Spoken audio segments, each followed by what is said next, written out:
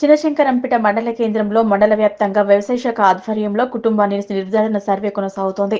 మండల కేంద్రంలోని రైతు వేదికలో 2 లక్షల లోపు బ్యాంకులో రుణమాఫీ కాని వారి కుటుంబ నిర్ధారణ కోసం ఆన్లైన్లో నమోదు ప్రక్రియను చేపట్టారు. రైతులు ఆందోళన చెందకుండా మండల కేంద్రంలోని రైతు వేదిక వద్ద రుణమాఫీ కాని వారు తమ వివరాలను అందజేయడంతో అధికారులు ఆన్లైన్లో నమోదు చేస్తున్నారు.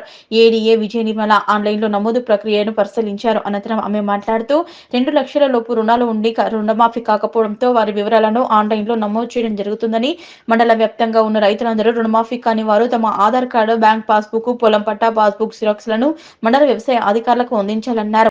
అనంతరం మండల వ్యవసాయ అధికారి లక్ష్మీ ప్రవీణ్ మాట్లాడుతూ మండల వ్యాప్తంగా 410 మంది రైతులకు రుణమాఫీ కాలేదని, వారికి సంబంధించిన ఆధారాలను సేకరించి ఆన్లైన్లో నమోదు చేయడం జరుగుతుందని, త్వరలోనే వారికి కూడా రుణమాఫీ కావడం జరుగుతుందన్నారు.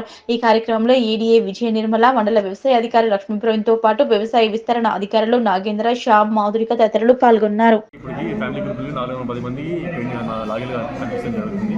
వాళ్ళందరినీ ఈ వారం లోపల దాదాపుగా మేము కవర్ చేసేస్తాము. రిమైనింగ్ ఏమైనా ఉంటే వాళ్ళు కూడా వచ్చి అప్లికేషన్ ఇచ్చుకోవచ్చు, వాళ్ళు కూడా కవర్ చేస్తాము.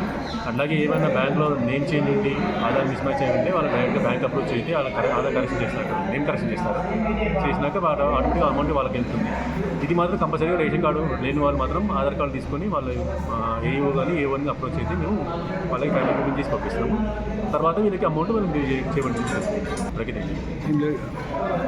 నమస్కారం. ఈరోజు శంకరంపేట రైతు వేదికలో క్రాప్ లోన్ వేవియర్ అంటే రుణమాఫీ గురించి రైతుల నుంచి దరఖాస్తులు అంటే ఎవరికైతే రేషన్ కార్డు లేకుండా ఫ్యామిలీ గ్రూపింగ్ చేయబడలేదో అలాంటి వాళ్ళన్నింటినీ బ్యాంక్ వైజ్గా, విలేజ్ వైజ్గా మా ఏవో లాగిన్లోకి రావడం జరిగింది. అలాంటి వారికి ఇన్ఫర్మేషన్ ఇచ్చి వాళ్ళని రమ్మనడం జరిగింది. అలాంటి వాళ్ళకి మనకు ఏవో గారి లాగిన్లో ఇవాళ ఫ్యామిలీ గ్రూపింగ్ చేస్తూ ఉన్నారు. గత 4 రోజుల నుంచి కూడా జరుగుతూనే ఉంది ఈ కార్యక్రమము.